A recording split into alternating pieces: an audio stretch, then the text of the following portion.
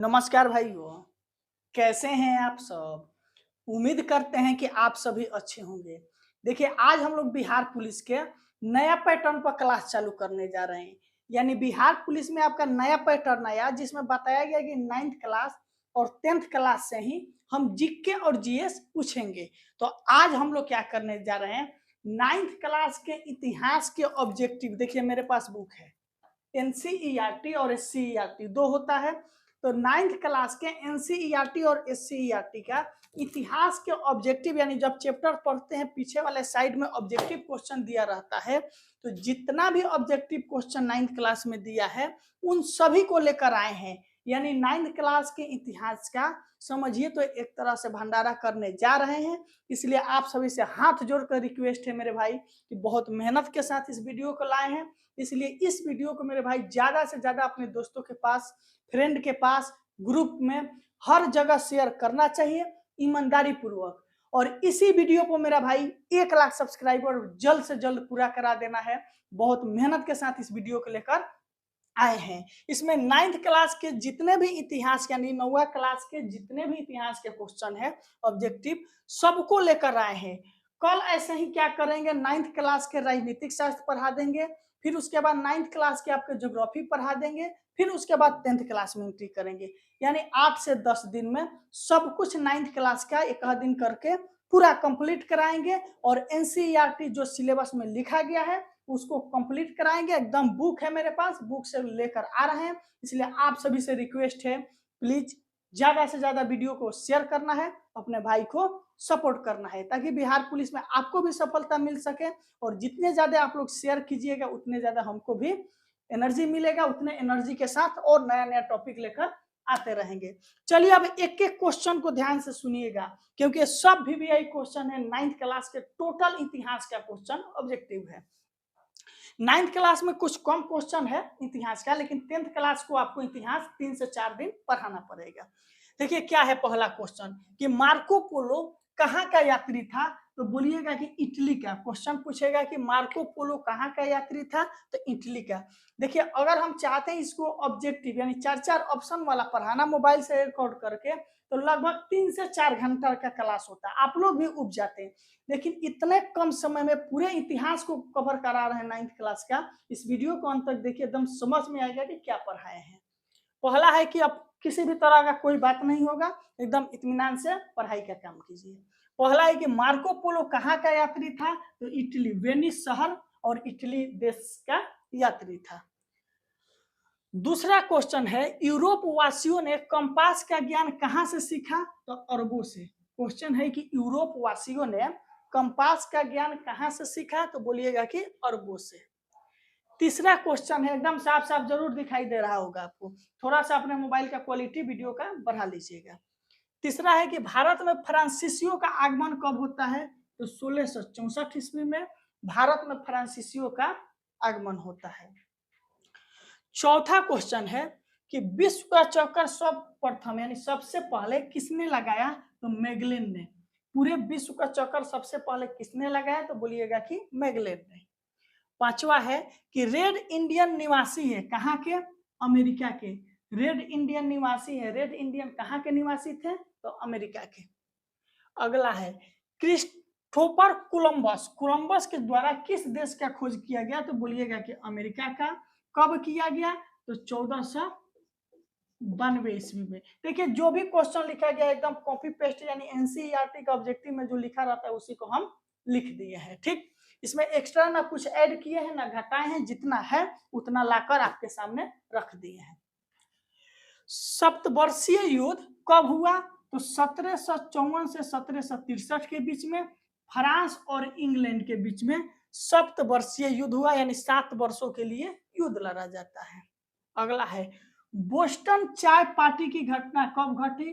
तो 1773 ईस्वी में। बोस्टन चाय पार्टी की घटना किस देश से संबंधित है? अमेरिकी स्वतंत्रता संग्राम से है। देखिए जितना लिखा है उतना बता रहे हैं, एक्स्ट्रा भी कुछ बताते चलेंगे। अगला है विश्व का प्रथम लिखित संविधान किस देश का है? तो अमेरिका का है। अगर क्वेश्चन पूछे विश्व का सबसे बड़ा लिखित संविधान किस देश का है? तो बोलिएगा कि भारत का है। अमेरिका का प्रथम राष्ट्रपति कौन थे? तो वाशिंगटन जो थे वो अमेरिका के प्रथम राष्ट्रपति थे। अमेरिका आपका 1977 ईस्वी में आजाद होता है। कब? 1977, 4 जुलाई 1977। अमेरिका का संविधान लागू कब हुआ? तो 1789 ईस्वी में। 1789 ईस्वी में अमेरिका का अपना संविधान लागू होता है। अगला है लुई 14वां फ्रांस की गद्दी पर कब बैठा? तो बोलिएगा कि 1774 ईस्वी में लुई 14वां जो है वो फ्रांस की गद्दी पर बैठता है। एकदम एक एक ऑब्जेक्टिव क्वेश्चन देखिए कितने मेहनत से लिखा गया होगा, आप सोच सकते हैं। डिजिटल बोर्ड होना नहीं होना ये जरूरी नहीं है, स्मार्ट बोर्ड है कि नहीं ये जरूरी नहीं, स्मार्ट कंटेंट जरूर है। किसने कहा मैं ही क्या है, मैं ही राज हूं? लुई 14वां ने बोला कि मैं ही राज हूं। इसका किसका कथन है? तो लुई 14वां का है। अगला है इंग्लैंड में गौरवपूर्ण क्रांति की घटना 1688 ईस्वी में घटती है। इंग्लैंड में गौरवपूर्ण क्रांति की घटना कब घटी? तो बोलिएगा 1688 ईस्वी में। अगला है इंग्लैंड में संसदीय सुधार अधिनियम कब होता है? 1832 ईस्वी में। इंग्लैंड में संसदीय सुधार अधिनियम 1832 ईस्वी में। अगला है स्वतंत्रता, समानता और बंधुता का नारा कहां से दिया गया? फ्रांसीसी क्रांति में दिया गया। स्वतंत्रता, समानता, बंधुता का नारा दिया गया। अगला है रक्तहीन क्रांति कहा जाता है। रक्तहीन क्रांति किसको कहा जाता है? गौरवपूर्ण क्रांति जो है उसे रक्तहीन क्रांति कहा जाता है। अगला है रूस जापान युद्ध कब हुआ? आपका 1904 और 1905 ईस्वी में रूस और जापान के बीच में आपका युद्ध होता है। अगला क्वेश्चन है त्रिगुट सम्मेलन। कौन सा सम्मेलन? त्रिगुट सम्मेलन कब होता है? 1882 ईस्वी में जर्मनी, ऑस्ट्रेलिया और इटली के बीच में त्रिगुट सम्मेलन किया जाता है। अगला है विश्वव्यापी आर्थिक मंदी कब आता है? 1929 ईस्वी में विश्वव्यापी आर्थिक मंदी आता है आपका। प्रथम विश्व युद्ध कब होता है? 1914 से 1918 के बीच में आपका प्रथम विश्व युद्ध होता है। प्रथम विश्व युद्ध 1914 से 1918 के बीच में। अगला है पर्ल हार्बर कहाँ है? यूएसए यानी United state of America. Pearl Harbor कहाँ है? तो आपका अमेरिका है, जिसमें जापान ने आक्रमण किया, जिसके कारण अमेरिका ने उसके ऊपर परमाणु बम गिराता है। मुसोलिनी का संबंध किस देश से है? तो बोलिएगा कि इटली से। मुसोलिनी का संबंध किस देश से है? तो बोलिएगा कि इटली से है। अगला है हिटलर का जन्म कहाँ हुआ था? वान शहर में। हिटलर का जन्म पूछे कहाँ हुआ? तो वान शहर में। देखिए ये जो क्वेश्चन है मतलब समझिए इतना महत्वपूर्ण, एक जगह तो मिलेगा नहीं, पहले कलेक्ट करने में बहुत टाइम लगता है। दूसरा देखिए इस क्वेश्चन का 4 ऑप्शन दिया रहता है बुक में, हमने जो आंसर है उसी को लाकर आपके सामने प्रस्तुत किया है ताकि आपको बहुत आसानी से समझ में आए और कम समय में ज्यादा से ज्यादा क्वेश्चन मिल सके। अगला है मीन कैम्प यानी कि मेरा संघर्ष जो पुस्तक है की रचना किसने किया? तो बोलिएगा कि हिटलर के द्वारा मीन कैम्प यानी कि मेरा संघर्ष पुस्तक है। हिटलर कब चांसलर बना? 1933 ईस्वी में। बोलिएगा हिटलर कब चांसलर बना? तो 1933 ईस्वी में हिटलर ने चांसलर बना। जर्मनी की मुद्रा क्या है? तो मार्क। मार्क जो है वो कहाँ की मुद्रा है? तो बोलिएगा कि जर्मनी की। अगला है भारत की सबसे बड़ी जनजाति कौन है? तो भारत की सबसे बड़ी जनजाति पूछे तो भील जनजाति है। भारत की सबसे बड़ी जनजाति भील जनजाति। भारतीय वन अधिनियम पारित हुआ 1965 ईस्वी में। भारतीय वन अधिनियम पारित होता है। अगला क्वेश्चन है कि तमार विद्रोह कब हुआ? तो 1782 ईस्वी में आपका तमार विद्रोह होता है। अगला जो आपका क्वेश्चन है उसको 1 सेकेंड रुकिए। कब विद्रोह नहीं होगा? ये क्वेश्चन है आपका 31। कंध विद्रोह। कौन सा विद्रोह? कंध। ये क्वेश्चन है आपका कंध विद्रोह किस राज्य से संबंधित है? तो बोलिएगा कि उड़ीसा राज्य से संबंधित है। ये सब एनसीईआरटी का क्वेश्चन है। कंध विद्रोह किस राज्य से संबंधित है? तो उड़ीसा से। बिरसा मुंडा का जन्म क्वेश्चन था कि कहाँ हुआ था? तो झारखंड में हुआ था। कब हुआ था अगर पूछे तो 15 नवंबर 1875 ईस्वी में हुआ था। 15 नवंबर को हम लोग आदिवासी दिवस मनाते हैं। ठीक, इन्हीं के जन्मदिन पर झारखंड राज्य की स्थापना होती है 15 नवंबर 2000 ईस्वी में। संयुक्त राष्ट्र संघ के कितने अंग है? तो बोलिएगा कि 6 अंग है।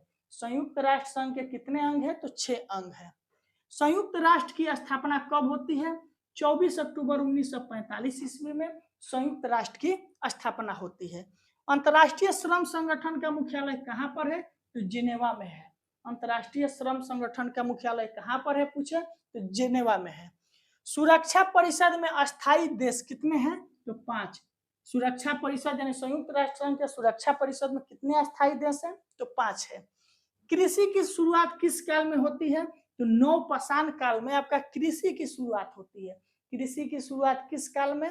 तो नवपाषाण काल। अगला है कपास उत्पादन का श्रेय किस सभ्यता को है? तो सिंधु घाटी का जो आपका सभ्यता है उसे कपास उत्पादन का श्रेय दिया जाता है। अगला क्वेश्चन है आपका रबी फसल की बुआई कब होती है? तो अक्टूबर नवंबर मंथ में आपका रबी फसल में क्या आता है? चना आ जाएगा, आपका गेहूं आ जाएगा, सरसों आ जाएगा, मटर आ जाएगा, ये सभी चीजें आपका रबी फसल में आता है। आलू भी आता है। धान किस जलवायु का फसल है? उष्णार्द्र। ठीक, ये था आपका एनसीईआरटी क्लास 9th का जितना क्वेश्चन दिया गया था उन सभी क्वेश्चनों का निचोड़ मत बोलिए, टोटल कॉपी पेस्ट क्वेश्चन आप सभी स्क्रीनशॉट भी ले सकते हैं। ठीक, और 9th क्लास 10th क्लास एकदम पूर्ण रूप से कंप्लीट कराएंगे। एकदम हो सकता है कल अगर आज तैयार हो जाता है वीडियो 9th क्लास वाला राजनीतिक शास्त्र का, तो कल आपको वो वीडियो मिल जाएगा, नहीं तो परसों कंफर्म है, क्योंकि इसको तैयार भी करने में समय लग रहा है, इसलिए घबराना नहीं है। आपको जो है 30 से पहले 9th क्लास और 10th क्लास का पूर्ण रूप से जीके जीएस कंप्लीट कराया जाएगा। वीडियो पसंद पड़ा होगा मेरा भाई, हाथ जोड़कर रिक्वेस्ट है, इतने कम समय में कोई इतना अच्छा ढंग से नहीं समझा सकता है एनसीईआरटी पूरा, इसलिए आप सभी से ज्यादा शेयर करके आज से या कल तक 1 लाख सब्सक्राइबर पूरा कराइए। बहुत बहुत धन्यवाद।